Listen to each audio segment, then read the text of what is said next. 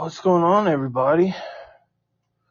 Waiting to get Brett in the room. So we're gonna go live with him and see how things are going as far as his music and the store, Disciples Records. Hello. What's up, brother? What's up, man? Not much. How you doing? I'm good. It's fucking cold outside, but Yeah, I hear that. other than that, I'm good. I thought I'd be smart and like, man, I'm just gonna crack my window overnight because I like to sleep cold. And I got up and my house was like 52 degrees. I'm like, oh, epic fail. Yeah. Dude, I just now turned my heat on after, all this time. Like I turned it on like 2 days ago. So You gotta love Indiana, man. We were like, what, 75 degrees like 4 days ago, and now yeah, it's like barely 40. yeah, it's something. Well, I had a doctor's appointment yesterday, and we went to the doctor's appointment, and then the wife wanted to go to Ulta to get some stuff, and I walked outside and I was like, wow. I was like, I came out here a couple days ago and it felt like, I don't know, June, May. Come out here now and it's like, bam, fall's like slapping me in the face. Oh yeah, man. I was just putting a mailbox on the front of the store and just it felt like fucking December. Like it was Yeah. just terrible. I fucking love fall, but man, like it's the shortest fucking season we have. Yeah, I mean, and it seems like it just keeps getting shorter. You Right? know, it's like, it's 102 degrees and then all of a sudden it's 27. Yeah, it's ridiculous. It is ridiculous. Let's get this. Totally agree. So, how's the store coming? It's good, man. So I'm in the organizing, cleaning, and pricing of records stage currently.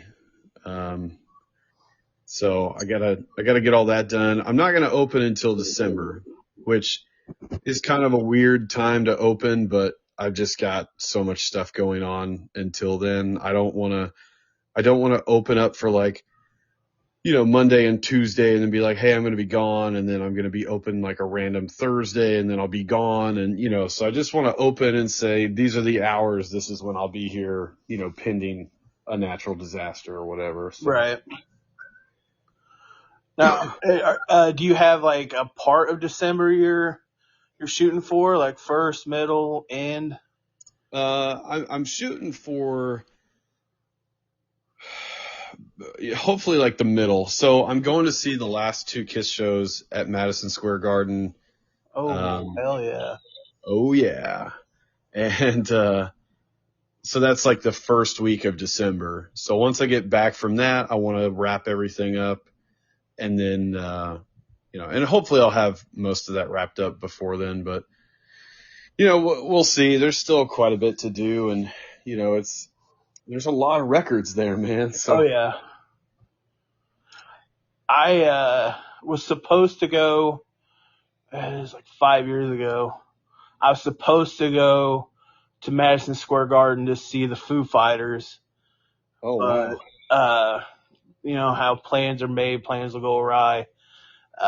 Unfortunately, I didn't get to go, but some friends of mine did, and oh man, it was a hell of a show. Oh, I I am like one day I know I'll make it to MSG to go catch a show. I've wanted to go there forever. And, yeah, being a wrestling fan my whole life, like MSG is still kind of the arena. sure. And I think it is for music too. I mean, Mm-hmm. that was always, Kiss's hometown is New York. So it's going to be pretty special to see them there. I've seen them in Detroit twice and that's huge, but, it's still, I've never been to New York, period, so that'll be cool too. But right? Uh, you need to hit up some comic shops over there too while you're there. oh yeah, you know what, dude? I never even think about that, which is so strange. But I'm always so in tune, like with trying to find record stores that I don't even think about comic stores. But yeah, I need to do that for sure. There's some I follow a couple on Facebook. They've got some really nice stores in like downtown New York. Cool. But yeah, Yeah. no, like hit them up. Like I would be looking antique stores and shit. Like you can find some cool stuff up there. Oh yeah, I'm sure, and I'm sure there's just a ton of stuff there too. You Uh, know. you've been watching baseball playoffs at all? Man, I haven't, but dude, I just did 5 Kiss shows in 7 days, so I haven't had time to do much of anything other than drive and eat bad food and shop at record stores. But I am super pumped that the Diamondbacks are in it. I don't know how it's going. I know they lost the first game, but I think Texas is up 2-1. ugh, fucking American League. I tell you, I got some beef with you though. I got some beef with you. How dare you? Dude, you're the one that put it on there. How dare you? How dare you bring up the McNabb era? Hey man, I just, even I looked at it like this, like even though the Reds lost, they didn't make it to the playoffs this year, it was still an exciting season. So I would much rather have a season like that than just a absolute, bomb of a year. Yeah, but man, you threw out the unmentionable. Like we forgot that era even existed. Yeah, I'm sure a lot of people were like, man, I really wish Brett Favre was here Dude, back in 2011.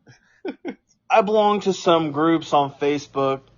They're Viking fan groups, and you would not believe all the freaking Tom Brady's coming out of retirement crap that I seen to lead us to the promised land. Oh my God. Could you imagine how awesome that would be? I'm 100% for it. Well, of course. He's the greatest of all time. Yeah, exactly. Like, But yeah, dude, that would be so killer. I didn't even think of that. I mean, that actually makes sense.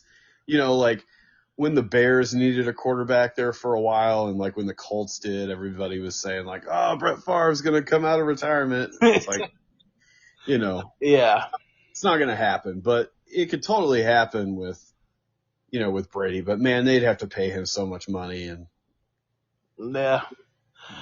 Like, if it's a one-off thing, like, I mean, we just won 3 straight, so obviously something's clicking.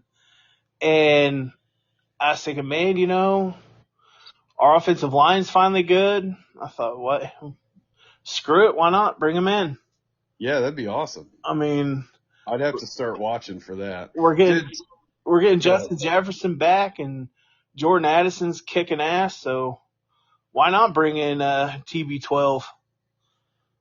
yeah, man, it would work. Yeah, unfortunately, it's not gonna happen.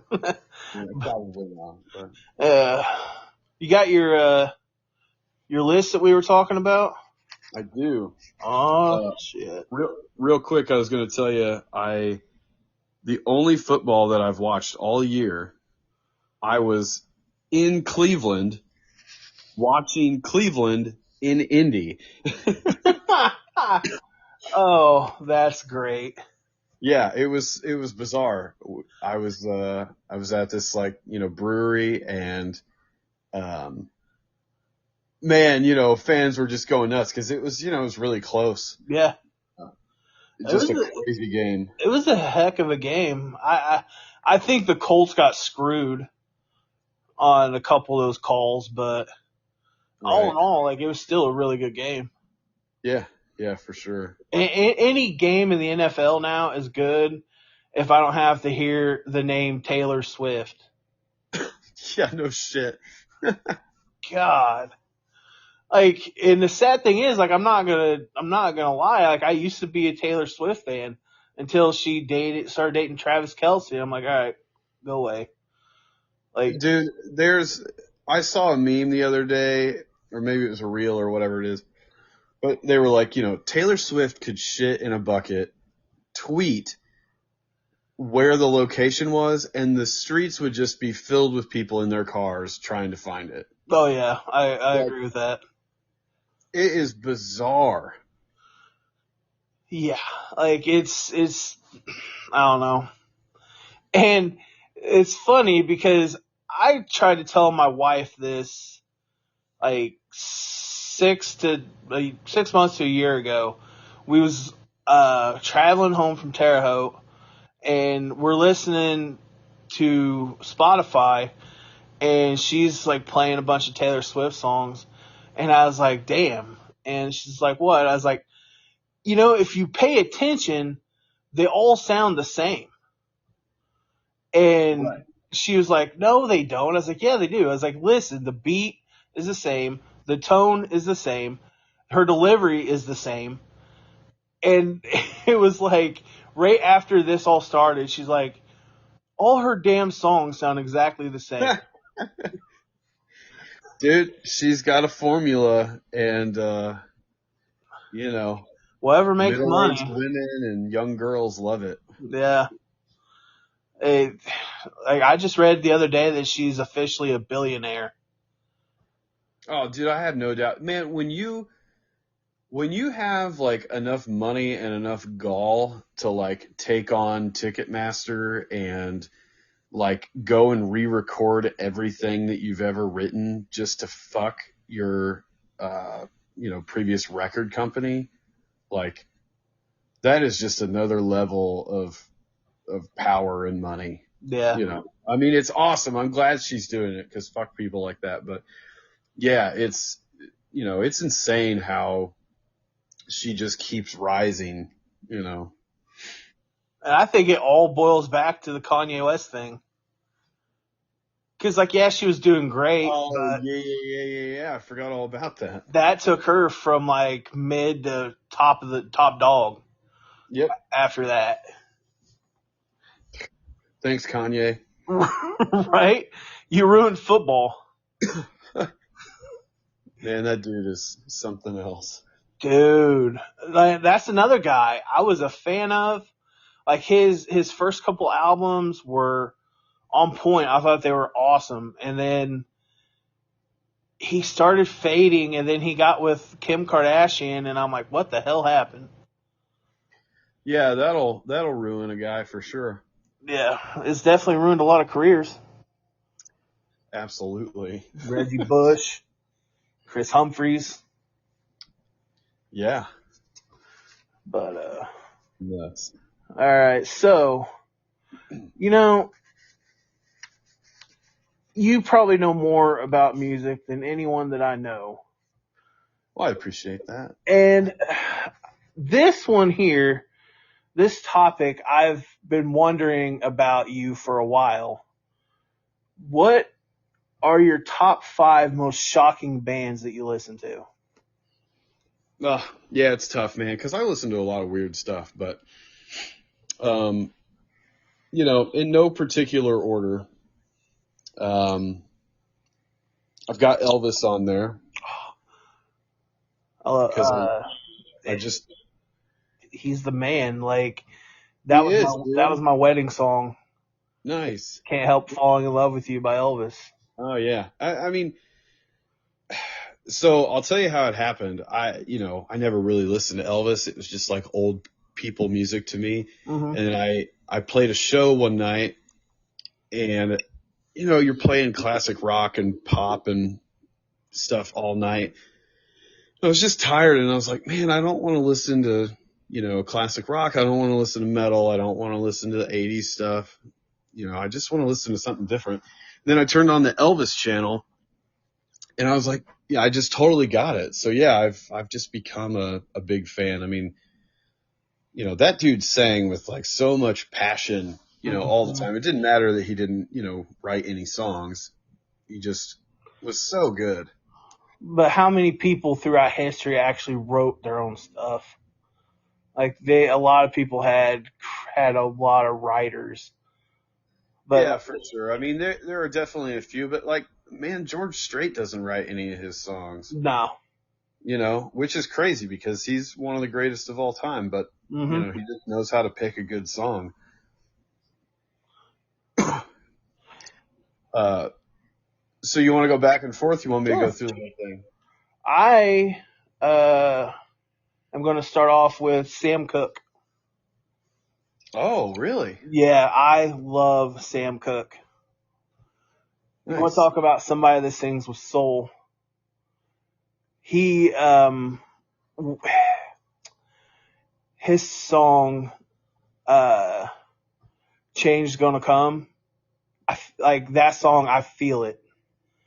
Like there's very few songs, and being a musician and all that stuff. Like when you feel the music, like I feel that song. Like every time I hear it, I get the goosebumps from like head to toe. Like, and I Love feel I feel like the world as a whole needs to actually sit and listen to that song.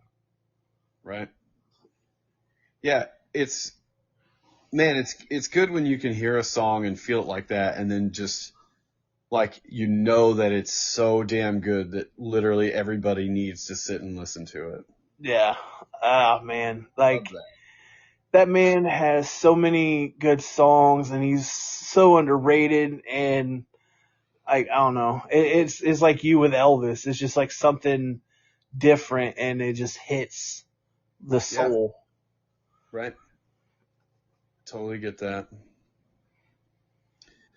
Uh, so I put Katy Perry on mine. Oh. uh, I don't listen to a lot of newer Katy Perry, Mhm. but like I went to see her on the Teenage Dream tour. Okay. So like those first couple of albums of hers, man, it's so good. Like, it's just very, like some of her stuff is very tongue in cheek, obviously with, Mhm. I Kissed a Girl and Peacock and all that stuff. Right. But, yeah, man, it's just really fun pop music. Hey, I could get down with that. Like some of that stuff from Katie back in the day. Yeah, love it. Yeah. I'm gonna go with another kind of older. I'm gonna go old Blue Eyes himself, Frank Sinatra. Ah, there you go. Um, I knew of his music and stuff, obviously, with the Rat Pack and all that good stuff. But my grandma passed away, and she had a bunch of records. This was like 10 years ago.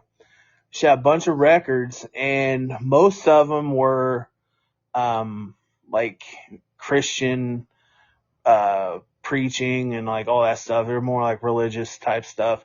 But she had a love and I mean a love for Willie Nelson. Yeah. And in the Willie Nelson albums, which my cousin was like hard up to get, so I'm like, whatever. There was a Frank Sinatra 3-pack record. And I was like, oh, hell yeah.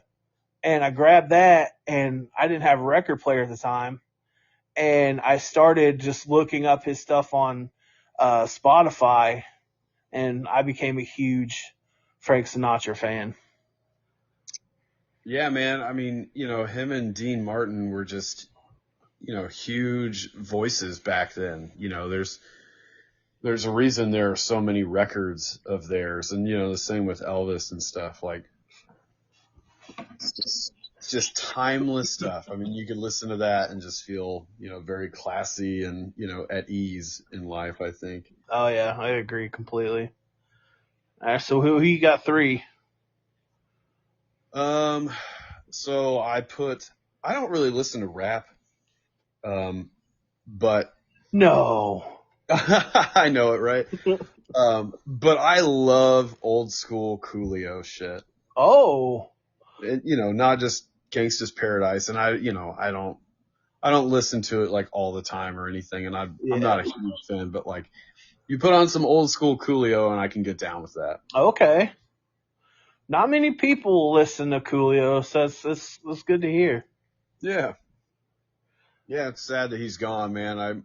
I was like, right before he passed, I was like, man, I would love to go see him in concert. And then it Right. was like no time after that, he died. Yeah, it was very sad. Um, I'm gonna go with Motorhead. Oh, okay. Well, strangely enough, am not a huge Motorhead fan, and I have friends that will hate me for that. Um, Dang. Okay. but yeah, I used to work with a guy at Guitar Center, and Lemmy was, his god. Like, You worked at Guitar Center? yeah, I worked at the Louisville store for a long time. I worked for them at home. Oh, really? You were in the DC? Yeah. Nice. Yeah, it was cool. Like, uh, it was an interesting job. Dude, I absolutely loved working for Guitar Center. I mean, it was still retail, and there was still some shitty things about it, but like, and I didn't get paid a whole lot, but man, it was just so much fun. Like, I ran the drum room Oh, and nice. I just, I got to talk with people about drums and music all day, and I got to see new things and try new cymbals, and it was just a great time. And then, of course, COVID screwed all that up. So, Right. I had a guy one time that he bought his daughter for Christmas a guitar, and literally it freaking just disappeared. Like we oh don't know wow. what happened to it. Like I was on the phone with him for like 2 hours trying to find where this damn thing went. And it just completely up and disappeared. So then we had to like reorder him a new one and try to get it there before Christmas. But like it was like a shit show. Like we don't know where the hell it went. It's freaking crazy. And Yeah. then I Oh, go got ahead. COVID and I was supposed to call him back and I got COVID. I was out for like a month and then came back and he's like, I didn't think you'd ever call me back. And I told him, I was like, dude, I had COVID. It was like really bad.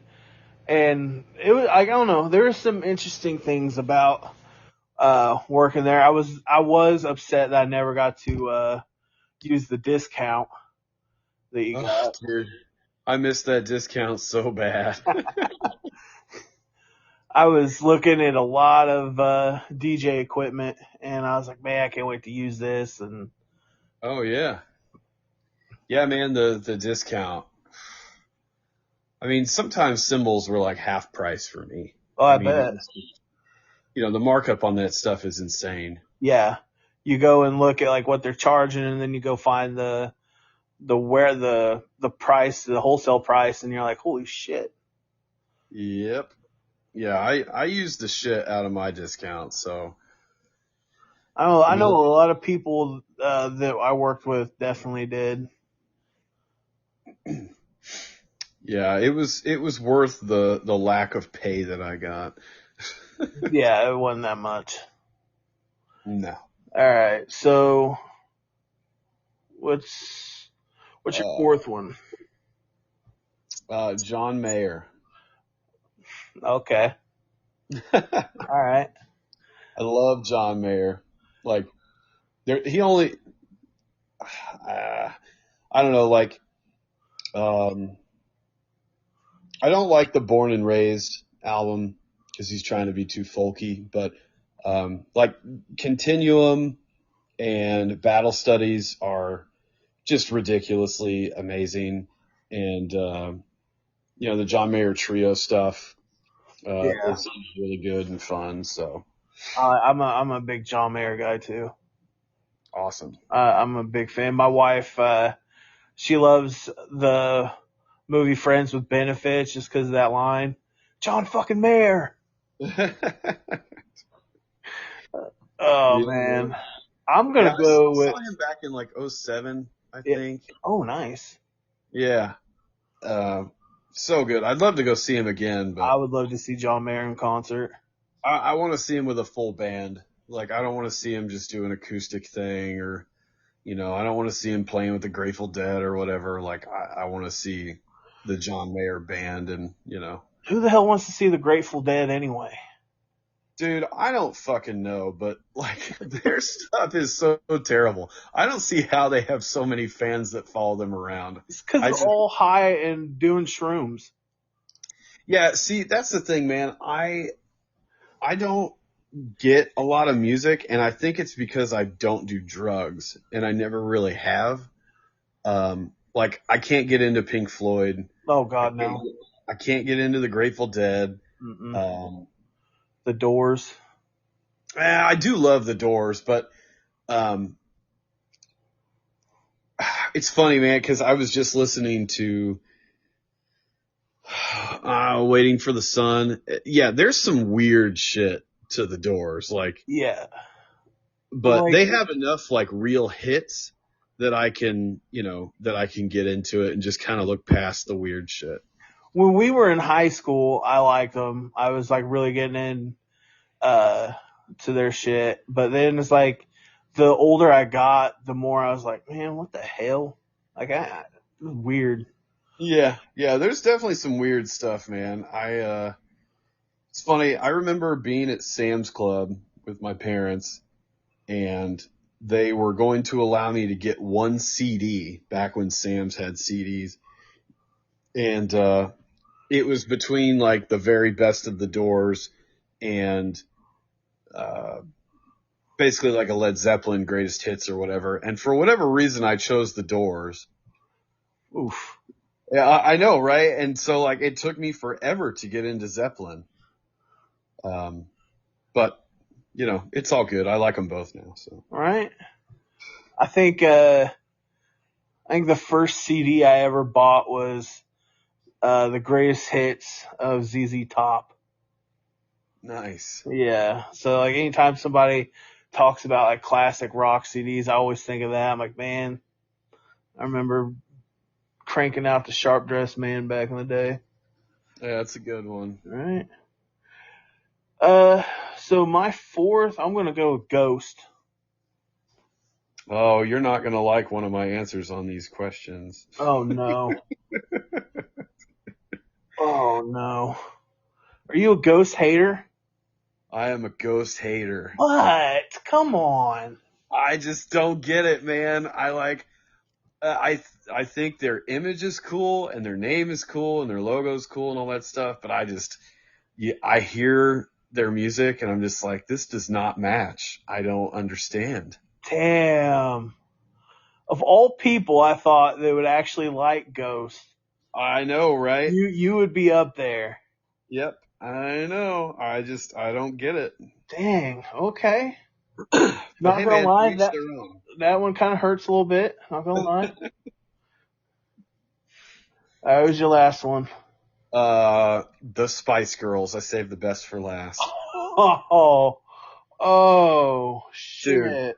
I fucking love the Spice Girls. I still am convinced that Scary Spice and I are going to find each other and fall in love. But, um, dude, I buy all of their stuff on vinyl. Like I've got, all the new reissues and all that stuff. And like, I've got an original copy of Spice and all that stuff. And Damn. I actually got into it with, Universal Music because they didn't send me like the 25th anniversary records of one of their albums. I can't remember, maybe Spice World or something. And, they like, I don't know if they just never sent them or whatever. And they were like, oh, well, you never said anything. So I pulled out like, I'm a record store owner. Like I pulled out that card and this and that. And I was like, I'm going to make sure no one ever buys from you again. And I'm never buying from you again. Cause they were just basically like, well, fuck you. We're not sending them. But then they ended up sending them. So Good. it's all good. But I'm gonna go out and I'm gonna do the same that you did and save the best for last. And I'm going BSB. Oh yeah, buddy. I'm glad that we had like pretty much the same style, thing as our last one. I think we talked about it, but I'm definitely a Backstreet over NSYNC person for sure. Yeah, even though NSYNC, in my opinion, for me, sings my favorite boy band song, I'm more into Backstreet's catalog than Right. NSYNC. Yeah. Dude, I remember going to Pizza Inn. Oh, now you're dating yourself. No, I know, dude. I mean, I swear to God we lived there because, it was cheap and you could eat as much pizza as you wanted. But Right? yeah, It my was the only sister and place I in would, town that had dessert pizza. oh yeah, for sure. Yeah, that like cinnamon stuff Yeah. was awesome. Uh, but yeah, we would, my sister and I, we would play Backstreet Boys on the jukebox in there. I'm sure everybody, every adult trying to smoke and eat their pizza were pissed, but Right? What's this shit? Put on some Garth. yeah, exactly. Oh man, Pizza Inn. Damn. Oh, I good forgot old all about days. that place. Oh. That's some good times back then, boy. That was back when Pizza Hut had the arcade games. Oh yeah, dude. I mean, just much better times in the 90s Oh, all dude. around. The 90s was by far the best decade. It was the last good one for sure. Music, not so much. Nine, Yeah. other than country, 90s Yeah. music was very sus. I Very. Man, I agree. Like there's not a lot of, I didn't really listen to a lot of like 90s grunge music. Mm-mm. Um, because I was always late to that type of part. I just kind of skipped over it. I was listening to 70s and 80s rock and then skipped over that and then went right into like really late 90s early 2000s hard rock and Well, then we were still pretty young when grunge was the big thing. right, yeah. And I mean, I was listening to the Spice Girls when I was in fourth grade, so it was Sonny and I were listening to Hanson and the Spice Girls and you know I was secretly listening to that stuff all on my own. yeah. I couldn't and you couldn't really let anyone know that like you listen to that stuff. Oh no, especially not. Yeah, I mean, Like when that stuff it came on the was radio, you had to sing it in your head. You couldn't dare. right. Oh, Good stuff, man. right. All right. So I got another one here. Kind of jump around here. What about top 5 baseball players ever? Your top 5 favorite. Dude, so this is kind of a weird list because I was trying to think like, so I didn't really start following baseball until 2009. Mm-hmm. I think I said that on the first one. Yeah. So, I started thinking about like all the players that I like really miss and really love from when I first got into baseball. So a lot of my list is that. Okay. Um, my number one favorite baseball player though is Bronson Arroyo. All right. Just, the dude could throw, just 1,000 different pitches, all not very fast, but Still. he could actually pitch. So See, and I feel like that's what made him awesome because a lot of times nowadays with baseball, it's all about heat, heat, heat. And yeah, it's everybody's not just watching, the radar gun. yeah, it's not necessarily about being able to throw a slider and then throw a change and then a knuckleball and then throw the heat if you have to. Right. Yeah, exactly. And that's why you see so many pitchers all year long go down for Tommy John surgery. And they're by the time, say, they do make the playoffs, they're shot. Yep. Absolutely. It's, It sucks, dude. Mm-hmm. Hopefully they'll get back into actual pitching. It's definitely in baseball. It's definitely a lost art. Yeah. It's like, Which is sad because, I always tell people, like, the people that are like, oh, baseball's boring. I'm always like, man, you've got to get into pitching. You just need to pick a team, like, and then like just really focus on the pitching and how, how crazy that stuff can be sometimes. So, and a lot of times teams aren't really all that great. It's the pitching that wins. Like if you go back and look at the White Sox '05 World Series, we won because of pitching. Our batting was not that good that year. It wasn't all that great. It definitely wasn't up to World Series champion caliber, but our freaking pitching was. We had 4 guys that were money. And, and like you was just talking about, like you got to focus on their pitching. And I equate it to baseball and school with science. It's not for everyone. And a lot of people don't have the comprehension to know what to look for and what to actually pay attention to. yeah, dude, it's a gentleman's game.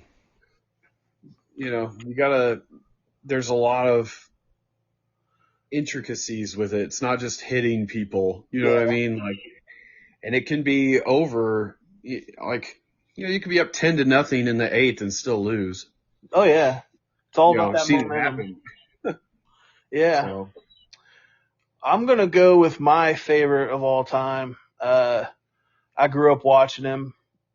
I've been watching baseball since I was like 4.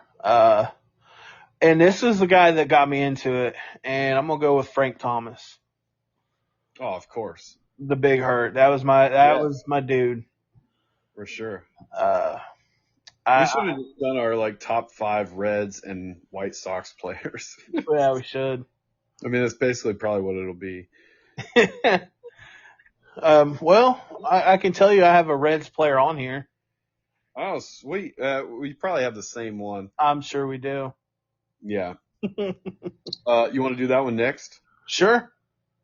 All right. So, Pete motherfucking Rose. There you go. The GOAT. Yeah, I mean, the greatest, to play the game, in my opinion. I completely agree. No one played it like him. Like, you can hear it when he talks. Like, the dude knows the game better than anybody. Yeah, he's the quintessential ball player. Watching him is like watching Jordan play or watching Tom Brady under center. Like, there's no one better. I was such a big fan of him. I know I didn't get to see him play, but I've seen a lot of highlights and, being a big fan of baseball growing up and stuff, like obviously you get into the history of it. And when you go and look at the history of what that man did, it stands second to none. And it's sad that he doesn't get the recognition that he truly deserves. Yeah, it really is. And, I'm sure they'll do it when he's gone. Unfortunately. Which is sad because, I feel like whether he cares about it or not, he needs to, be recognized and actually, like, be able to appreciate being recognized like that. Yeah. I'm going to go, since we've got him off of both, I'm going to say my next one, I'm going to go Ken Griffey Jr. Oh, see, there's 2 Reds players. Yeah, that's right. I forgot about that. And a White Sox player. Yeah. Oh, I forgot about that, too. I think I got one of his White Sox cards. Nice. Yeah. You can't go wrong with the kid. No, you can't. I mean, I didn't really get to watch him play, but he was always, the dude when we were growing up. It was like Ken Griffey Jr., Mark McGwire, Sammy Sosa, like those. Yeah. It was, I always loved watching him play, man. Like, his swing was so smooth. And the fact that he hit all those home runs and there was never any controversy around him. Right. He was just a ball player, and you got to respect the guy that was just there to play ball and have fun. Yep. Absolutely. Totally agree. I'm gonna go Ryan Hannigan for my Okay. next one. He was kind of like Arroyo's, exclusive catcher. Dude could hit. He could throw you out. Like, kind of had a little bit of attitude at times, and I just love a good catcher. Yeah. I'm gonna go with the Sultan of SWAT, Oh man, the babe, the the man, Colossus of Clout. the Colossus of Clout. Uh, doesn't get much better than George Herman Ruth. I mean, Yeah, probably the most famous baseball player of all time, right? yeah. And like when you go and look at it, like he was the greatest to ever play, like up until Pete Rose came in the game, and to me, I still think no matter what anyone says, he's still the home run king. I know his record doesn't stand, but it took Hank Aaron so many other games to break it. Barry Bonds broke Hank's record by juicing up. Right. So like, and if Ruth had played the games that he was suspended, and if you go and I actually sat and did the math, he would have hit over 1,000.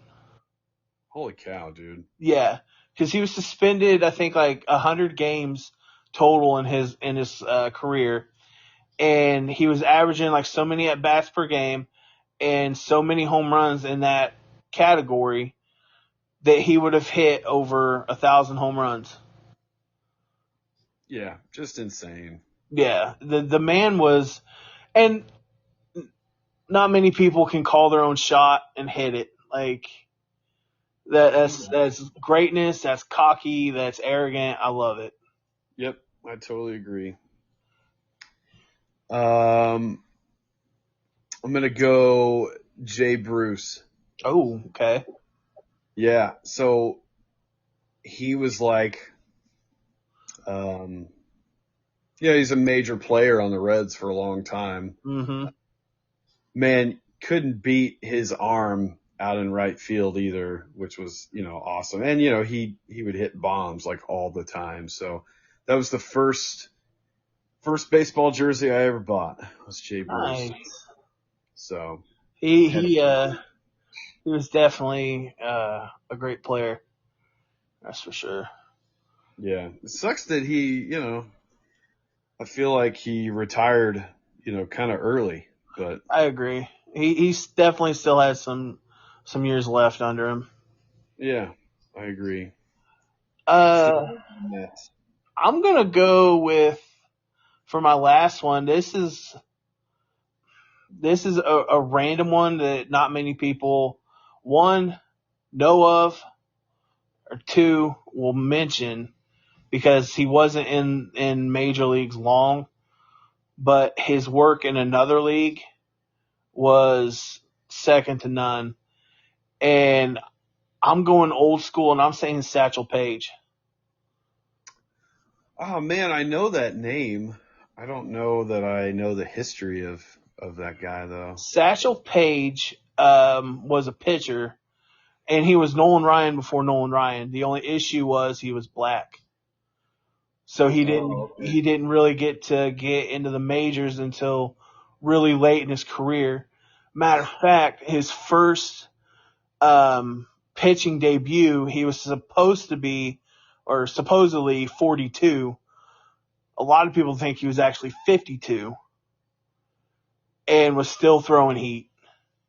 Wow. This man, if you go and look him up and like watch some of it, like if you can find any of his stuff back when he played in the Negro Leagues, which is actually they put that as a feature on the newest baseball game. You get to play as a bunch of those old players. The man was throwing like 100-mile-an-hour fastballs way back in the day. And he was amazing. And honestly, I think to this day that if he had been able to make it to the majors, he would have been the greatest pitcher to ever live. Wow. Yeah, I'll have to research that, man. I love stuff like that. I am also going with a black player, and this is in my opinion, the second greatest second baseman for the Reds, and that's Brandon Phillips. Oh, okay.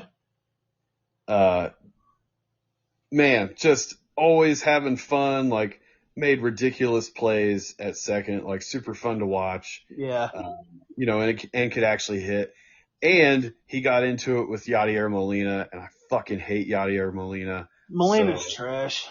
He is, dude. He's a great player for sure. Great catcher, whatever, but he's a real piece of shit, so. Yeah, I agree. I'm glad we agree. Now, I'm sure a lot of people around here are gonna, really hate that. But we get drugged behind the truck for that. Absolutely. That comment, like. Yeah. But I don't care. I'll go it all day long. Yeah. Honorable mention. Micah Owings. Do you know him? No. So he pitched with the Reds for a little bit. He was there in 2009. He actually pitched the first Reds game that I ever went to. And I think it was against the Twins, maybe. Okay. I can't remember now, to be honest, but yeah, he ended up getting a home run. Like he was like well known for like getting home runs, and we ended up winning 4-3. Nice. And but yeah, he was I don't know, he just didn't work out as a starter, and then he went to the bullpen, and then I think he went to the Diamondbacks and just kind of disappeared. But yeah, love Micah Owings. I'll throw honorable mention, Mike Piazza. There you go. Can't go wrong with that. And also, there's a Reds player that I loved watching as a kid, Barry Larkin. Yeah, man, I thought about putting Barry Larkin on my list too, just because he was the Red that I knew when I was growing up. Yeah, he was back when we were growing up. He was Mr. Red, like. Right. Yeah. Other than like bench. Yeah. But like, yeah, he was that caliber for the 90s. Yeah. I will also say, as much as I love Barry Larkin and his playing, I cannot stand listening to him announce. It is the worst, man. I'm real picky when it comes to announcers, though. So. Oh, I hear you completely. Like, that's why I have an issue a lot of times watching NFL. Oh, because of Joe Buck being the fucking worst? Dude, their announcers are terrible. Yeah, you got Joe Buck at 4, then at night you got Chris Collinsworth. I don't mind Chris Collinsworth. But yeah, man, I can't do Joe Buck. I'd rather go back to John Madden telling me that the team that scores the most points will win. No shit. Dude, that's awesome. Oh, gosh. All right. Moving on. All right, here we go.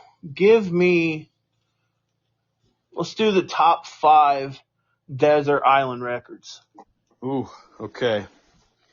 Now this could, it could always change, any given day, but there are a few that are, for sure. So,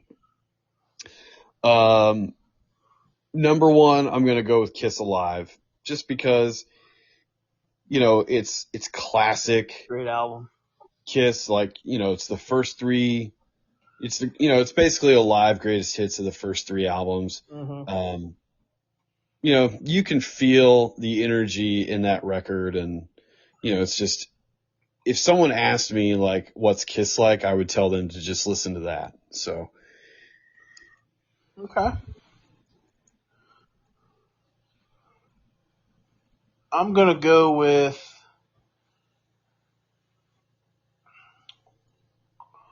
my number one. I'll go with Nickelback. All the Right Reasons. yeah, that's a good one. That was the one that I don't know, that album. I think it's their best, and you can't go wrong with having Dimebag Darrell on your record. No, definitely not. Yep, I that's a think good one. I think it's their best, and the same way with, like you just said, with how Kiss is. Listen to that record. I feel like if you want to listen to like what Nickelback is, go listen to that record. Right. Like I feel like that's the best one they have. Yeah. What all is on that? You got Side of the Bullet, Photograph, um, shit. Rockstar on there? Yes, Rockstar's on there. Okay. Yeah, yeah, yeah. Yeah, see, I love that one and Dark Horse. Um, and then the one that has Silver Side Up. Oh, Silver Side Up is great. See, I was debating between Silver Side Up and All the Right Reasons. Yeah, Silver Side Up is, like I remember seeing that video for, This Is How You Remind Me. Mm-hmm. Um, and then that's when I became a Nickelback fan. I didn't know that they had an album before that, but It killed me when I couldn't go to that concert. I know, man. Yeah, that sucks. I've seen them once and they were fucking great. Like day of, I throw my fucking back out. Yeah, dude, that's brutal. Oh my gosh, man. Well, good thing is like they're still young, so they'll be back around. Right. All right. So what Uh, do you got next? I'm gonna go Survivor Vital Signs from 1984. Oh. I Okay. just I think it's just a perfect record from top to bottom. And like if you want to get into like, you know, 80s pop rock like at its best, that's it. Okay. Not many people go Survivor, so I respect it. Yeah, dude, I just, man, I love Survivor. I mean, I like everything they've done. Um, but yeah, those later albums with Jimmy Jamison singing are just ridiculously good. All right. So you went a little different, so I'm going to do the same. I'm going Alan Jackson's greatest hits. Oh, man, cannot go wrong with AJ. Right. If you ask me, when it comes to country music, he's the greatest to ever do it. Man, I totally agree. And, there for a long time, I would have said George Strait. And I don't think either answer is wrong. No. But Alan Jackson writes a lot of his shit. That's So, why I gave the edge to Alan, because he writes majority of his music. Like if you go and look, I think it was he had like a 50 greatest hits album come out or something like that, and like there's like 33 of the songs he had a part in writing. right. Yeah. I mean, just so good. And, I got to see him, I don't know, at least a couple times, but I was really young. I would love for him to do another tour so I could go back and see him again. But Yeah, same. He's one of my dream people to go see. yeah, I was way too young to really remember. I mean, I saw him on the Don't Rock the Jukebox tour. So like, yeah, just insane. All right. So what you got for 3? Metallica Load, which no one is ever going to say that probably. No. But dude, Usually it's Black or Ride the Lightning. Yeah, and I always say that Ride the Lightning's my favorite Metallica record, but I mean, as far as like old school Metallica goes, it is for sure. But man, Load is just so damn good. Like, I know it's different and it's more hard rock than thrash metal, but there's a lot of songs on Load that I like really feel. Yeah. Like Outlaw Torn and Bleeding Me, and even Ain't My Bitch, like the opening track. There's just so much good stuff on there.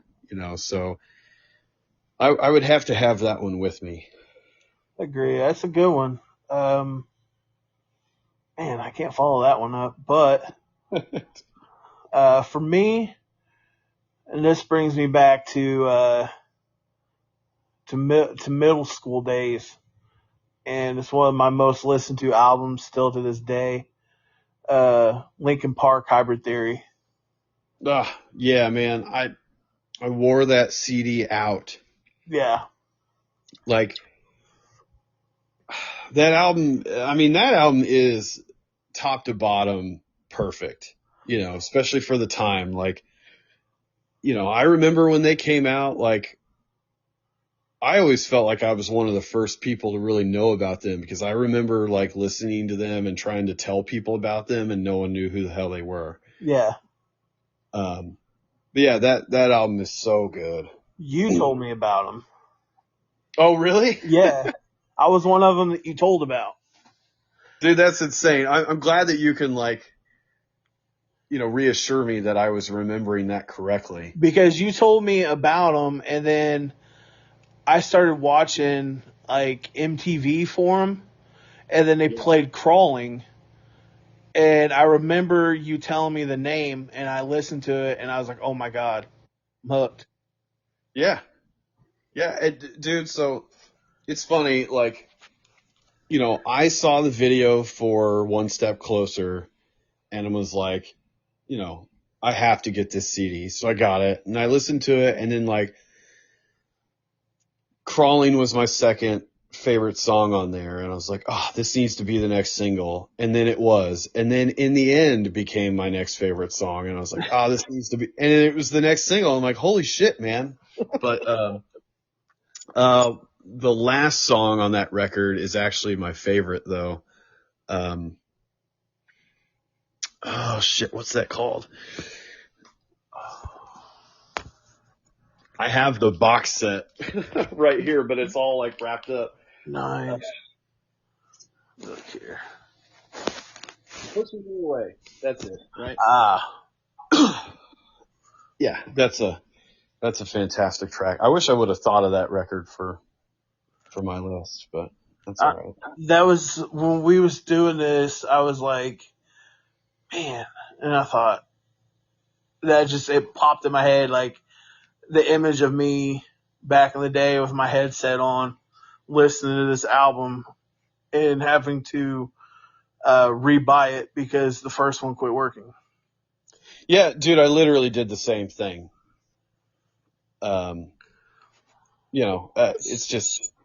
It's so good. And they just, they blew up. I never got to see them live either, which sucks. Oh. What you got for your fourth one? Meatloaf, Bat Out of Hell. Oh, yes. Yeah, buddy. Oh, it's just such a great record. I mean, Paradise by the Dashboard Light is like one of my favorite songs of all time. You want to talk about underrated? Oh, absolutely. I love Meatloaf. Yeah, he's so good. Man, he sang on half of Ted Nugent's Free For All record. A lot of people don't, think or, realize that either. Speaking of that, how was that concert, Ted Nugent? I seen you went to it. Yeah, it was really good. It kind of turned into a fuck Joe Biden rally there for a little bit, but telling me a Ted Nugent gathering went political? Oh, I know, right? And dude, if we're being honest, like, I really don't care. Like, I'm obviously more on that side than I am the other, but like, I just want to hear music. Like, there's a time and a place for that. there is, so yeah, but it was great though. I'm kind of friends with his drummer, and so he hooked me up with tickets, so I got to be in the pit for free, and then we got to hang out after the show. Oh, that's awesome. Yeah, so it was good. I had only seen Nugent one other time, and that was in '08 at Holman Center, opening for Toby Keith, Oh shit. of all people. Yeah, Right? yeah, I, crazy. I love hearing his theories and shit. Yeah, dude, he's a smart guy. He can just, you know, very much like Trump, he's just very overbearing for a lot of people, and a lot of people can't handle him, you Yeah. know. And it sucks too, because even if you're not on that side of things, like, dude, he's a brilliant guitar player. Oh yeah. Um, he's got some really classic albums and classic songs, and I don't think he gets the credit he deserves for that stuff. Um, my only complaint about that show, especially since this was, apparently his last tour, Derek St. Holmes, the guy who sang Stranglehold and Hey Baby and all that stuff back in the day, Mhm. he wasn't with him. And, so that kind of limited a lot of the songs that they could do. His bass player that was with him was singing, and, he sounded good, but, it's just not the same. Derek St. Holmes still sounds exactly like he did back in '75. So if they could have got him to go on that tour and, sing, a lot of those songs, it would have been great. But Right. yeah, it was good. It was Ted Nugent. So I wanted to go, but I was dealing with some stuff and I couldn't make it. I was actually upset because I wanted to see Nugent for a while because I heard his shows can get kind of crazy. oh yeah, I mean, dude, they had a "Fuck Joe Biden" song I love it. that they wrote and play. It was so funny. I know we're not really political people, but did you see what that jackass did the other day? Which one? He, They're all jackasses. our beloved leader. Oh yeah, Bernie. Weekend at Bernie's. Yes. Did you see the Medal of Honor presentation? Oh no, dude, I'm sure that was just a shit show. He couldn't figure out how to put the damn thing on. So then when he finally did, he just, instead of like giving a speech like the presidents do and all that, he just walks the fuck off. Oh, dude, I have no doubt. He for real has no idea what's going on. And it's actually really sad that they're using him the way that they are.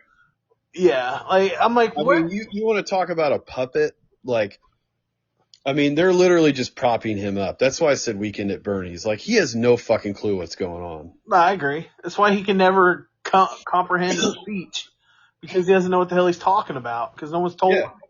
I mean, can you imagine, like, what are they going to do for, a debate? How is he going to debate anybody? I don't know. I mean, even if they have an earpiece in, and they're telling him word for word what to say, like, it's not going to help. No. Yeah. They're going to have to get Vince McMahon's help to figure out how to piece together what to say into his ear so that he can comprehend it. Yeah. It's just really sad, man. My fourth is coming from your favorite genre of music. And I'm going to go Most Known Unknown by 3 6 Mafia. Oh, shit. I have no idea about that at all. Dude, so I know it doesn't have anything to do with 3 6 Mafia, but like there was a brief period of time where I kind of got into rap, but like I had the Marshall Mathers LP. Okay. I had the Chronic 2001 and I had Jay-Z Volume 3. And like, that's kind of where it started and where it ended. I really don't know anything much more other than, that stuff. And then like, I really like a Pimp by David Banner because it's in Too Fast, Too Furious. But that's about it. All right. That's awesome. So my last one, I just kind of threw this in there because I was having a hard time. But I put Steel Panther, Feel the Steel. Okay. You ever listen to Steel Panther? No, I don't. You should. Just don't do it around, like little kids or, anyone that you care about their opinion. Okay. It's just, they're like 80s hair metal, but instead of like dancing around the subject or being tongue in cheek, like they straight up tell you what they want to do with girls and all that stuff. It's awesome stuff, but yeah, you should check that out. I'll definitely check that out. Yeah. I'm going Sam Cooke Greatest Hits. Okay. I gotta throw some oldies in there. Yeah, speaking of that, I actually thought about putting Battle Studies by John Mayer in mine. But I didn't because there are a couple songs that I skip over in that. So I was trying to think of stuff that I wasn't going to skip over. So. Gotcha. But yeah, anyway. Guilty pleasure. Give me one band or artist that's a guilty pleasure listen for you. I've got to go with the Spice Girls on that. All right. Yeah. I figured. Yeah. And I don't really have a lot of guilty pleasure stuff. Like, I think some people would consider like Poison a guilty pleasure or something like that. But, there's a lot of really good Poison stuff. So really I just, as far as like just poppy throwaway music, I've got to go with Spice Girls. I'm going to go with Christina Aguilera. Oh, there you go. Right? Yeah. It's got some stuff. Yeah, for sure. She's got a lot of stuff. Right? All right, so what are your wrestlers? Let's go wrestling for a minute. Man, this one was really tough for me. And most of it's classic, but obviously. Oh, before we get to that, are you going to try and go to that Square Circle Expo and see Sting? Dude, I have to. It's in March, right? Yeah, it's I think it's the 23rd and 24th. I wonder when Revolution's going to be, because isn't it in March? I thought so. I wonder if it's going to be before or after. Because I originally seen Kane was going to be there. I was like, oh, hell yeah, that'd be awesome. Yeah, but then I seen Sting, and I was like, oh, shit, yeah, like that's a mandatory, because who knows after that how many he's going to do. Yeah, dude, he's one of those guys, like, I have to meet him, and I want him to sign my VHS tape, like... Hell yeah. He's what got me into wrestling, so... Right. I have a WCW replica belt. It's a kid-size one that I got at the last Thunder at the Holman Center back in 2000. And this thing looks like it's been through hell. But it has a Sting nameplate, and I want him to sign that belt. Oh, that'd be sick. Yeah. Definitely. I'm going to try and go for sure. Yeah, and it's not that expensive, and it's just at the convention center there in downtown. Right. I want to go so bad. I'm gonna start off with, in my opinion, the GOAT. I'm gonna go with Chris Jericho. kind of figured. Yeah, Chris is great, man. I'm really anxious to see like where they're gonna take him after this whole getting beat up by Hobbs thing. Yeah, I don't like what they've done with him over the last few years, and I understand he's cool with it because he's bringing up young talent, but Yeah, I know. I think that, I don't know. He's been losing a lot, yeah. which is strange to me, but it is what it is. But yeah, of course my number one is Sting. Yeah, So I figure that. as we just talked about. Right, he's in. You can't go wrong. No, I mean just he's had a hell of a career, man, and he's huge. At one time the biggest wrestler. So It's crazy to think what all he's accomplished without Vince. right, yeah, because I mean, is there anybody else that was ever just solely WCW? No. Like everybody else that was ever really big in WCW went to WWE. Right. Either went during back in the day or they went right after. Like Sting's Right. like, nah, I'm good. Yeah.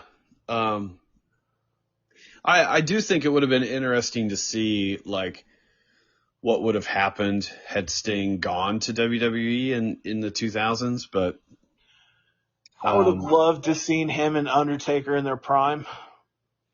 oh yeah, man, it would have been awesome, and Sting wanted that too, but rightfully so, he didn't go because he was worried about how he was going to be treated, and Yeah. then they treated him like shit when he went there, so. But then when you look at the track record, Vince never really had the best track record of making WCW guys look good. Right. And I guess I can't really blame him for that, but still, it sucks because there was a lot of good talent there, obviously. Yeah. So. My next one, R.I.P. Bray Wyatt. Yeah, man, I never watched him, because I just haven't watched, newer WWE stuff. But yeah, it's extremely sad about him. I loved his gimmick, his promos, like his delivery. He was amazing. I felt like he got the raw deal a lot of times. As far as like, they finally gave him his first championship, and you got the crowd going crazy, chanting, "You deserve it." And then a month later, he loses it to Randy Orton. Oh, dude, yeah, that sucks, man. Yeah. And they put him in a tag team with Matt Hardy, and it was stupid. Like, I don't know, but like, you go look at his track record of rivalries and shit, like his matches with John Cena are great. His matches with Daniel Bryan and, Roman Reigns, like I don't know, he's had some great stuff, and the whole Bray Wyatt character was his own creation. Like, and the fact that he took stuff that was his life and made it awesome. I don't know. There's just something about that voodoo-ish, backwoodsy kind of stuff that I dug from the start. And then you get him dying, and then everyone's like, "Oh, I'm such a huge fan." Like, where the hell were you a year ago? Yeah, I mean, dude, unfortunately, you're gonna have that with a lot of people, but Yeah. yeah. Who you? I'm gonna go. This is in no real order, but I'm gonna go my current favorite wrestler, and that's MJF. Oh, Maxwell Jacob Friedman. Dude, when I first started watching AEW, I hated that guy. I loved MJF. Yeah, and then I'm like, dude, this guy is fucking brilliant. Mm-hmm. Like, no one cuts a promo like that guy. No, I mean, just he's so good, and he's actually a good wrestler too. But man, just you can't touch him on a mic. no, he's the best. Yeah, just so good, and he's actually like, it sucks that Adam Cole got hurt again, but he actually made me like Adam Cole, which I didn't really like him when he first came to AEW. So I know, man. I just I'm a different breed.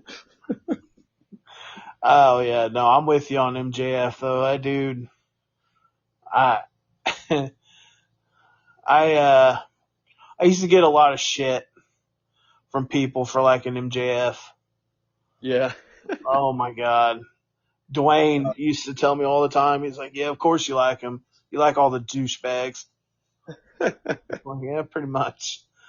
But yeah, no, I'm with you, man. Like his mic skills are amazing. His talent in the ring, he's very underrated. I totally agree, man. I mean, when he actually wrestles, like he's been fucking killing it. Like the match he just had with, was it Omega? Yeah. Yeah, like that was amazing. Ever since he's become champion, like he's just putting out 4 or 5-star matches like it's nothing. Yep. Yeah, man. It's been nice. I'm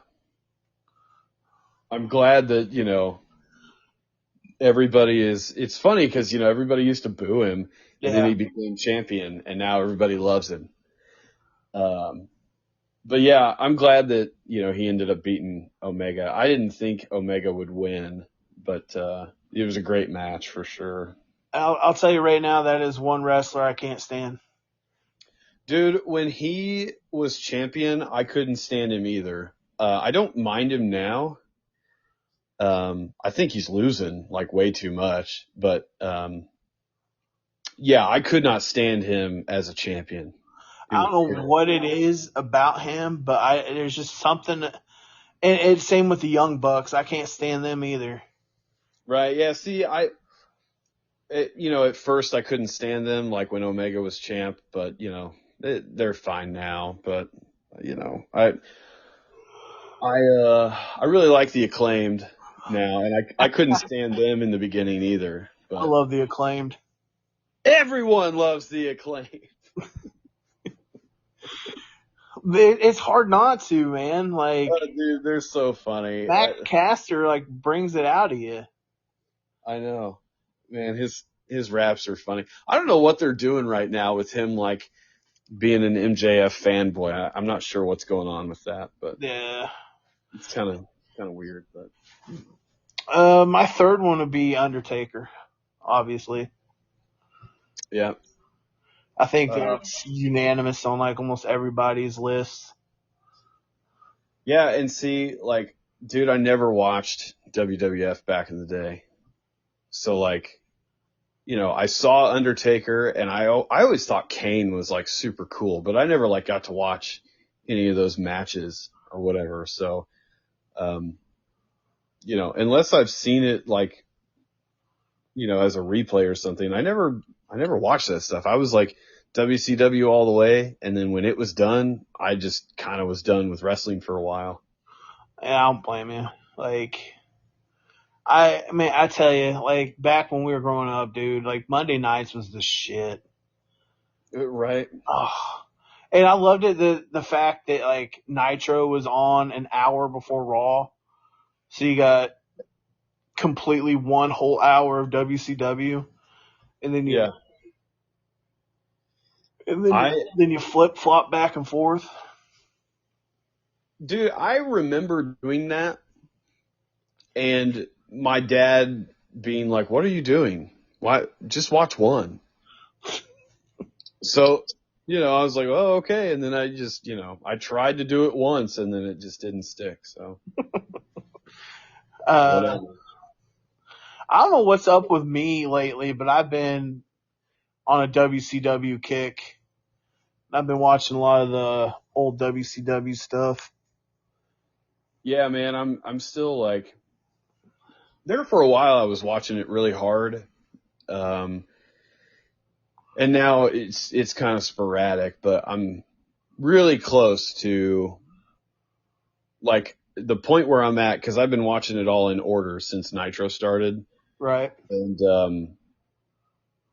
I'm just now at the point where like Kevin Nash is breaking away from Hogan.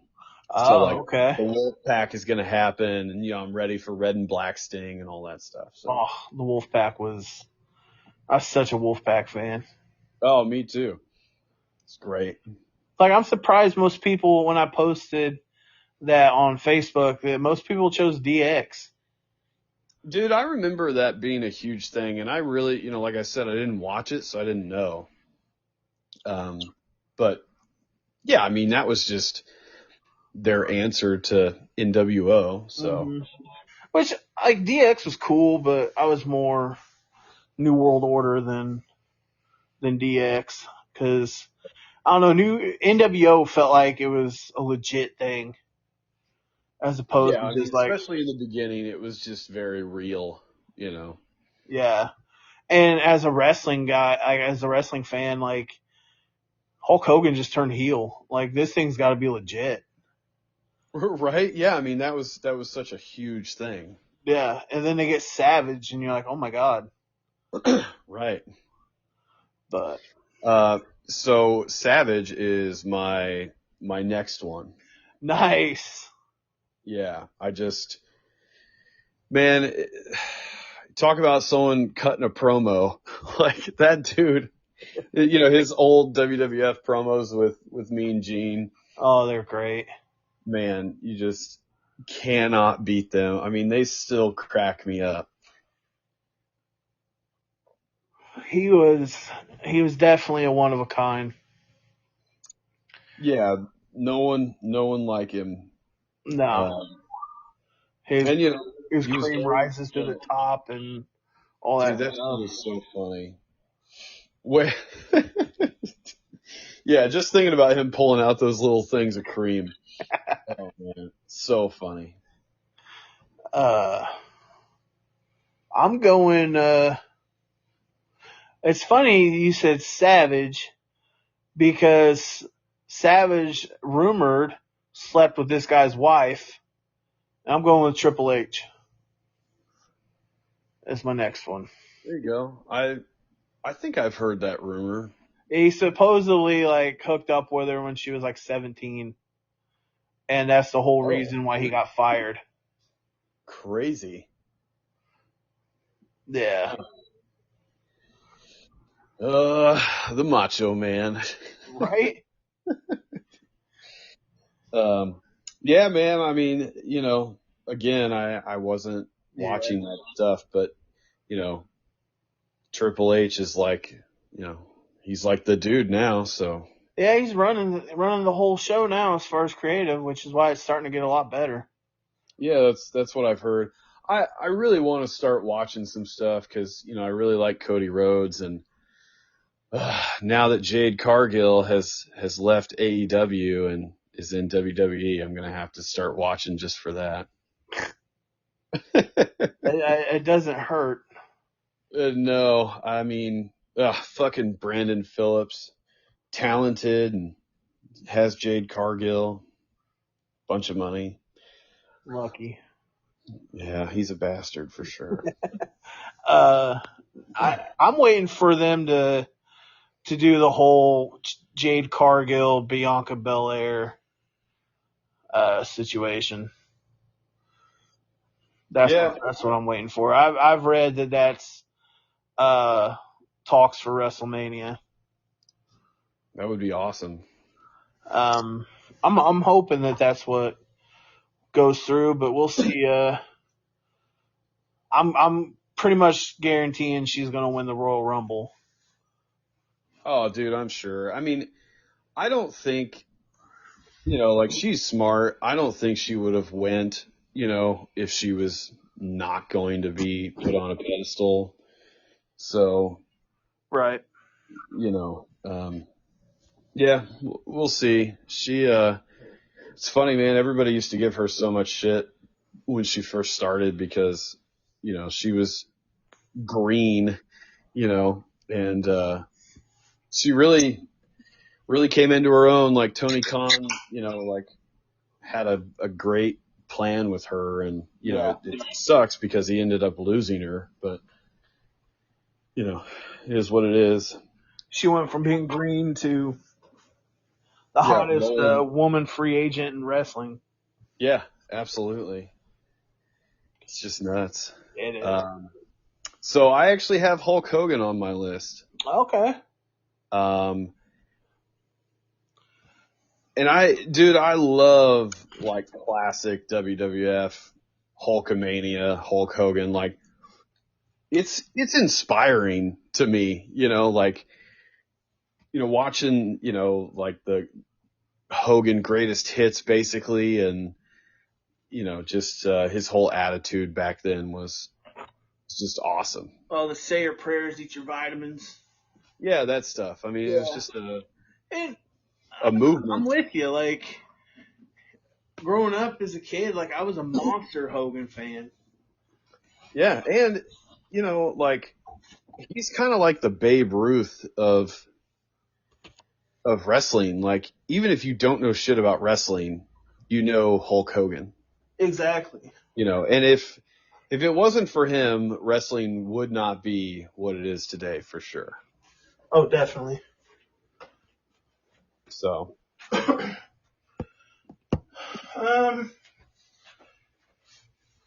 let's see. I got Stone Cold. okay. Yeah. Makes sense. My mom always used to hate Stone Cold because she thought it was so ridiculous that he had, um, you know, Austin 316 shirts. Yeah. Yeah, it's like she thought of that as like Blasphemy. like an anti-Christian type thing. A lot of But people yeah, did. his stuff is fun to go back and watch. Definitely. Um, I had another hard time with my last one, and it's funny because I used to hate this guy, but I'm going with Ric Flair, the Nature Boy. All right. The dude is insane, even to this day. So I'm anxious to see what they're going to do with him in AEW now. But yeah, his old stuff, man. Also a great promo cutter. Oh yeah. He was. I think he's. I have a hard time with that because I'm always like, uh, Chris Jericho's the GOAT, Right. but it's hard to go against Flair. It is, man. I mean, you've got like, there's just certain people, especially the old school guys, like Hogan and Flair and Sting and, Macho Man and all those people, like they're just fucking icons. Yeah, I agree. Um, you got a damn good list for someone that doesn't really watch wrestling. Yeah, I mean, like I watch AEW really hard. Um, I always watch AEW stuff. And then just classic WCW stuff. But I also, really love the history of, a lot of these big time players. So, I watch a lot of documentaries and stuff like that. What would you want AEW to do right now that they're not doing?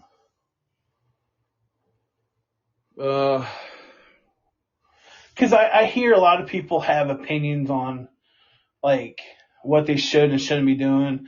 I know a lot of people that I know that watches it are still butthurt over the CM Punk thing. Well, dude, I think that was the right move for sure. You know, like we talked about before, CM Punk is a cancer. Like, you know, and he's not that good. I've never understood the hype around that dude. I agree. You know, yeah, like when he was there, you know, there was a lot of stuff that I probably would have changed.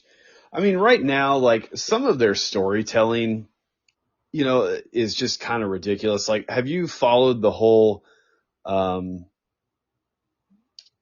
Roddy Strong thing? No, I haven't. You know, there's like this thing where he's got a broken neck and it's not really broken and he's being nuts and he's trying to get Adam Cole back as a friend or whatever. Like some of the stuff, they just need to have some more real storytelling. You know, that's kind of my big thing with them. That's I will say this, like what's that? No, you go ahead. I'm sorry. Like when I've gone to like AEW events, they've always been really good, and there's a ton of wrestling, which I absolutely love. Like I went to SmackDown, I don't know, 5 years ago or something, and it was just like a giant commercial with a couple of matches mixed in. So it's just very disappointing. So I will say this. AEW needs to get rid of the whole Ring of Honor shit. Like, if like, you know, it can just be its own thing, but like, I don't like the talent, like, intermixing between AEW and Ring of Honor, cause like, I'm not gonna watch both of them, cause I don't care about Ring of Honor. So, they need to get rid of that, and there are like, I don't know, a minimum of 100 different belts in AEW if you include Ring of Honor and, you know, all these weird, you know, international belts that they have. Like, they just need to, you know, have one tag team belt, one world champion belt, you know, like the trios belts thing is fine. But there's just too much shit going on, man. It's hard to keep track of it. And like, they need to like make their championships actually act like they mean something. So that's my take. Yeah, what's up with all those belts? Like, At one time, FTR had 3 different sets of belts, I think. Like, they would be carrying them one on each shoulder and then wearing one. And I'm like, what the fuck is going on with this? Like, do you really need, you know, 6 belts between 2 people? I've seen, like, I had cable in Greenwood. We moved here, can't really afford it, but when I was in Greenwood, the cable was in my rent, so I had no choice. Nice.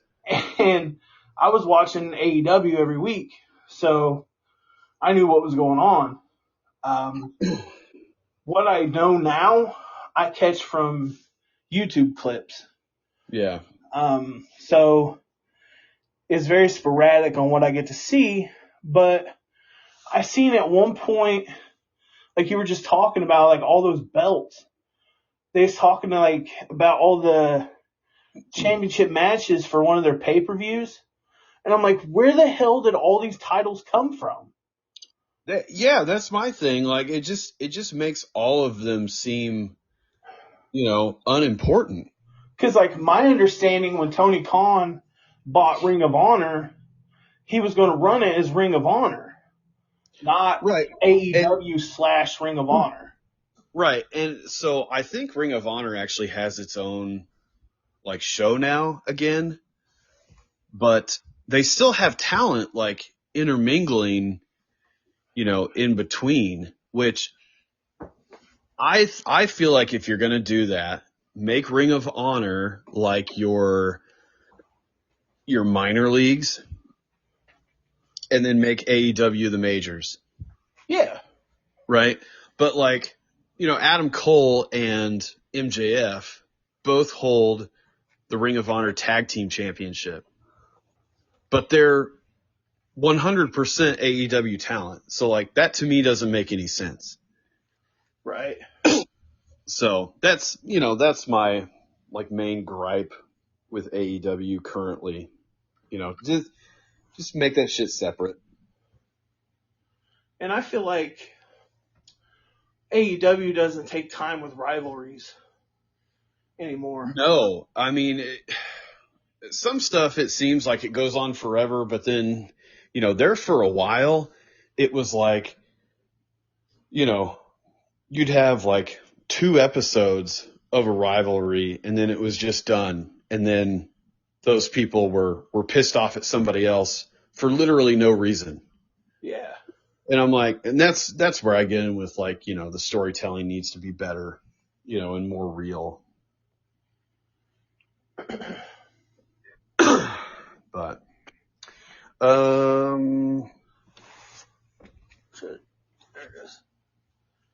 yeah. So what's next? Before we get off on tangent. Let's do top 5 most hated bands. All right. This is in no particular order, but I cannot stand Aaron Lewis. Wow. I was never a huge Stain fan, which they do have some songs that I like.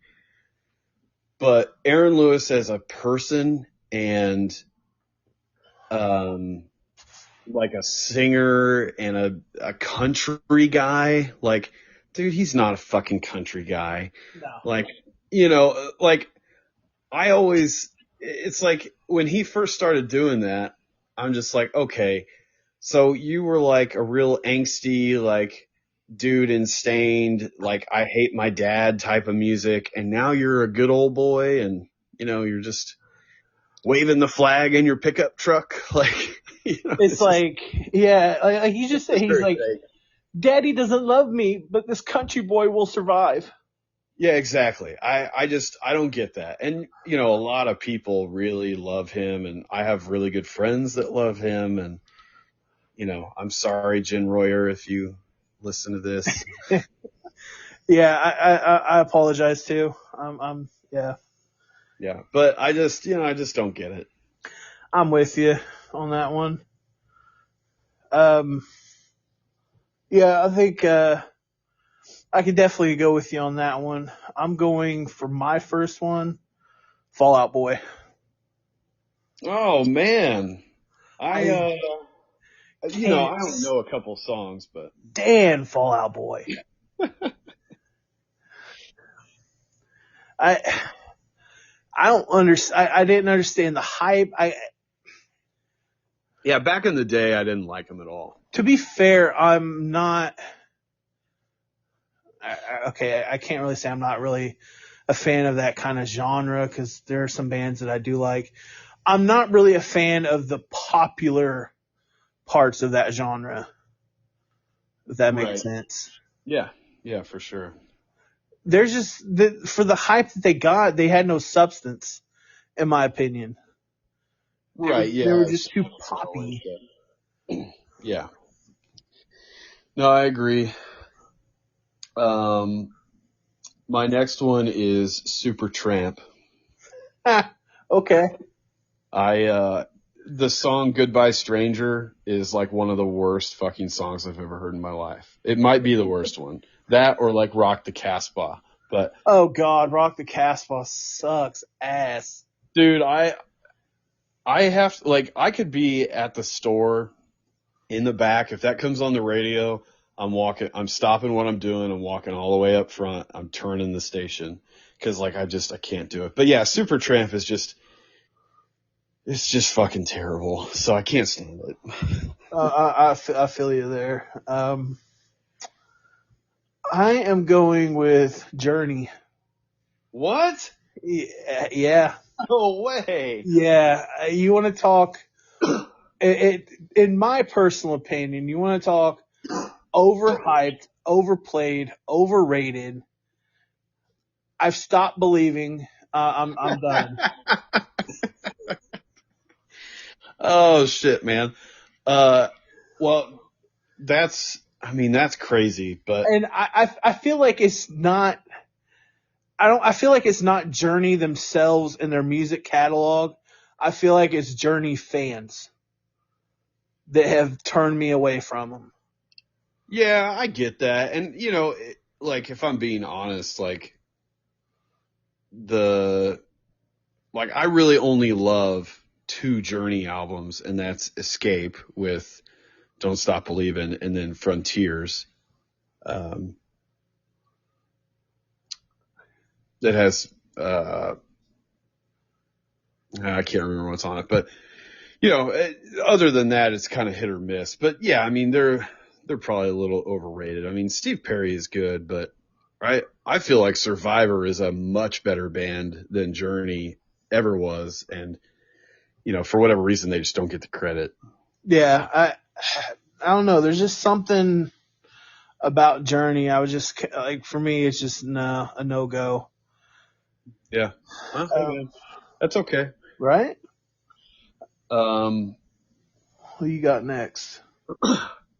I'm gonna lump all these together because I actually added two to this list today before we got on here. Okay. So I'm gonna lump these three together: Mumford and Sons, Kings of Leon, and Imagine Dragons. Oh, Fucking shit! you fucking hit me right in the knees. Oh, What? I like Imagine Dragons. Oh man! I like Mumford and Sons. Kings of Leon, I could go without. Yeah, so I use Shazam normally to, if I'm Shazamming something, it's usually because I just think it's so terrible. Like I have to know what it is, so I don't ever listen to that band. And man, so many times I would be at work and I would hear a song and be like, God, who the fuck is this? This is so bad. And it was always Imagine Dragons or Kings of Leon. Damn. Okay. Oh, that's funny. Whew. I need a minute to recover from that one. Yeah. My next one, I'm gonna go My Chemical Romance. Oh, okay. Yeah, my cousin is a big fan. I only know a couple of MCR songs. But yeah, dude, I totally get it. I that whole really poppy emo stuff. Yeah, I was never into that genre of music. So me either. I don't know, when they were popular, I didn't want to sit and listen to the music. I just wanted to go sit in the corner and cry. yeah, My ears hurt so bad. yep, understandable. I don't know. All right, so what's the new ones you added? Bob Dylan. No fucking way. Bob Dylan was my next one. Nice. Dude, I mean, great songwriter, but just can't fucking sing to save his life. No. Just so bad. And it seems like every time I go into Headstones, they're always listening to Bob Dylan. And I'm just just so nasally and just fucking terrible. He makes me want to find the tallest building and take a header off of it. Right? Yeah, it's just... I can't stand the man. Agreed. Yeah, I'm glad we agree.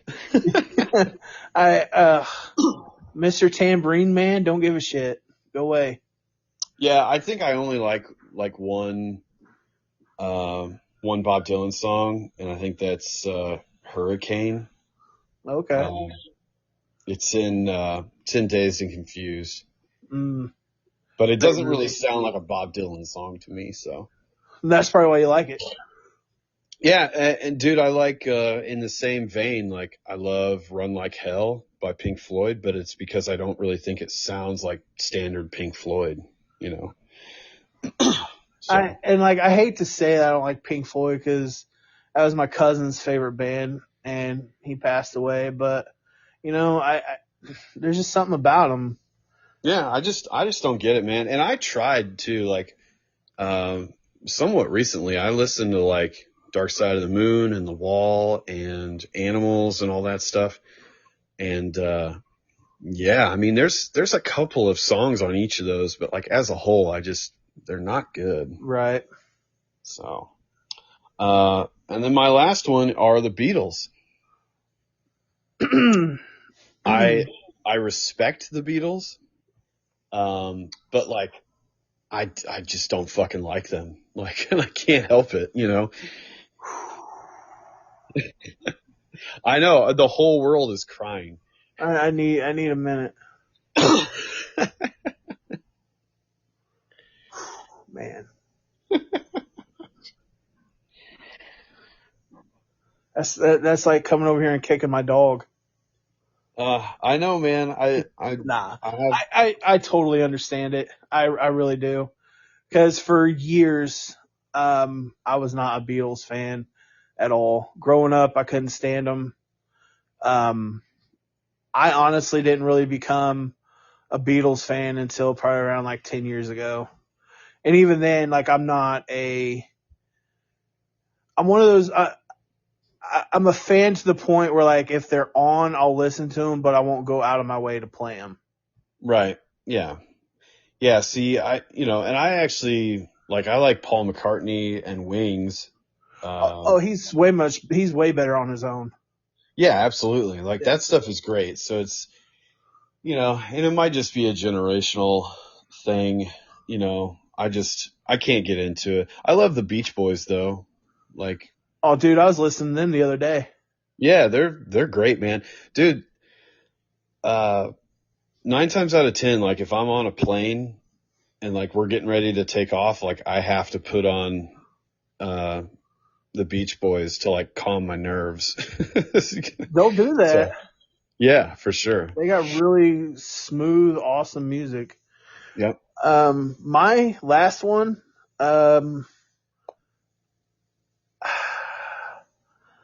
this is where my wife. If you say Kiss, we're done. No, Kiss is definitely safe with me. Okay, good.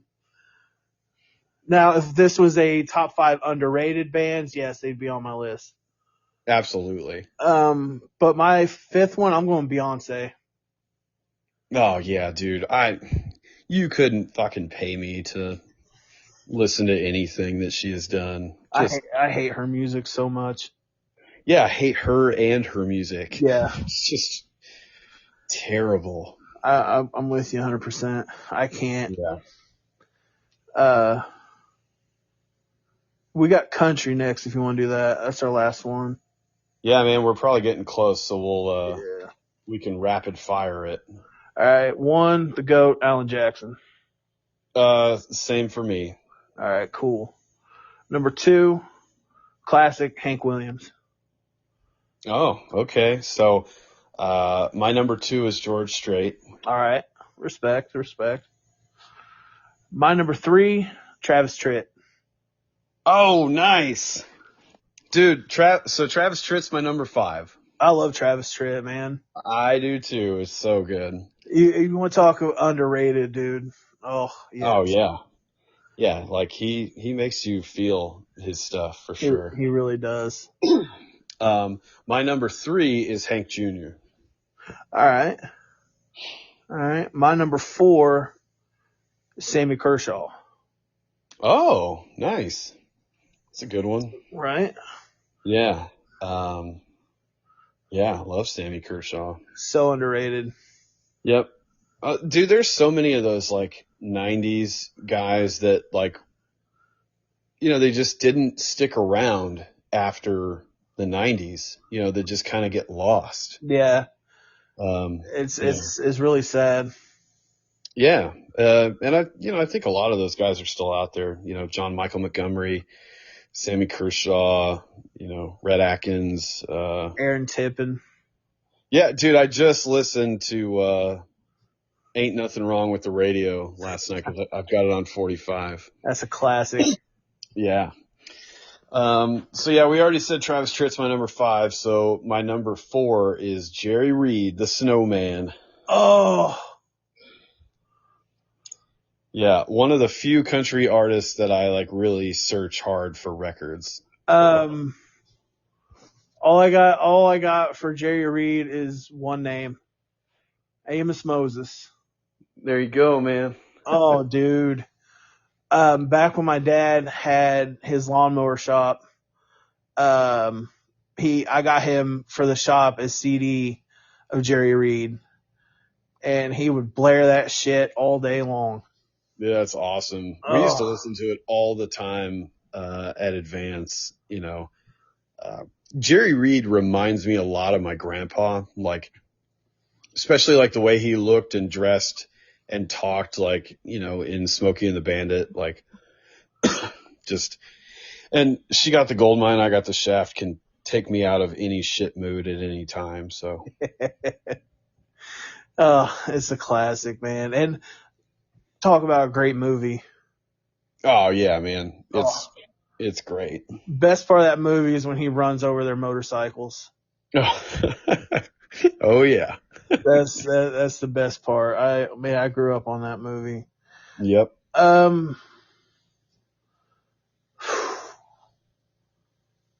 My next one, my last one. I have to go with Merle Haggard. Oh, dude, I love Merle Haggard. When it comes to really classic country stuff, Jerry Reed, Merle Haggard, George Jones, stuff like that. Yeah. So good. Man. Who'd have thought in high school that we would end up having such similar tastes in music? Yet in high school we were so completely different. I know. Yeah, it's weird, man. But I dig it. Right? Yeah. I'm ready to come to the shop, man. I can't wait. Yeah, dude. I'm ready to get it open. I'm ready to get everything done and then, just start selling and get kind of caught up with everything. And it's going to be a lot of fun. I had a guy come in the other day. He's been hounding me about looking at 45s, and he came in and got some stuff off of me and bought a lot of late and early 90s country stuff that I had. Nice. But yeah, I think people are really going to dig it. It's not going to be like anything that's been around here for a long time. So, which is good. And I feel that people are trying to kind of get back towards the old school ways of stuff, like having physical music and all that. Yeah, I think so too. Cassettes are coming back. Some people are still buying CDs. I've had people ask me about that. And vinyl is huge. So, which is, I don't know. I think it's awesome that you're doing that. And, I hope you have nothing but success with it, which I'm sure you will. Thank you, man. Yeah. If anything, I'll just be living in a record store. Hell yeah. I'm pretty sure that's every kid's dream. I know, right? Be surrounded by music 24/7. Yeah, absolutely. But yeah, no, it's an exciting thing. And from what I've seen, it's looking great. From the pictures you've shared. Thank you, man. Yeah, I'm real proud of it. It's going to be an awesome thing. Let's see how much time we got left. Oh, yep. We got 5 minutes. Oh, well, there you go. Well, there we go. Running it to the wire. The only way to do it, man. That's how they used to do it back in the day. That's right. Yeah, we're like borderline Joe Rogan podcast. Right? Only if I had Joe Rogan money. Yeah, no shit. I can't believe how much he gets paid a year. What's he get paid a year? $30 million. Just to talk to crazy people. Yeah. For like 2 hours, hour and a half, 2 hours. Yeah. You'll get there, man. I hope. I don't know. I don't know. I need to get more people on here. Yeah, some sponsors. Sponsor my tiny little podcast. Yeah. I actually, speaking of that, I've gotta get you, we're almost done mixing, on the second Fractured Mirror EP. So once that stuff is done, I'll start sending you some intro music oh hell options. yeah. Appreciate that. Yeah, absolutely, man. I keep forgetting about it, but Well, you got a lot going on. yeah, I got too much going on. But yeah, man, like you want to hear a funny story? Sure. I was actually looking into like the whole sponsor thing. So I messaged people at was it Auctions of Champions or some shit, something like that. They deal with like sports memorabilia and all that stuff. Yeah. They basically told me to piss off because my podcast wasn't as big as they wanted. Oh, They're wow, that was nice of them. Yeah, they're like, when you get an average of 100,000 views, then let us know and we'll reevaluate. Well, yeah, but dude, fuck, if you've got 100,000, then how much do you really need them? Exactly, that's what I was thinking. I'm thinking if I had 100,000, I don't need you guys. Yeah, that's kind of how it is with, music endorsements and stuff. Right.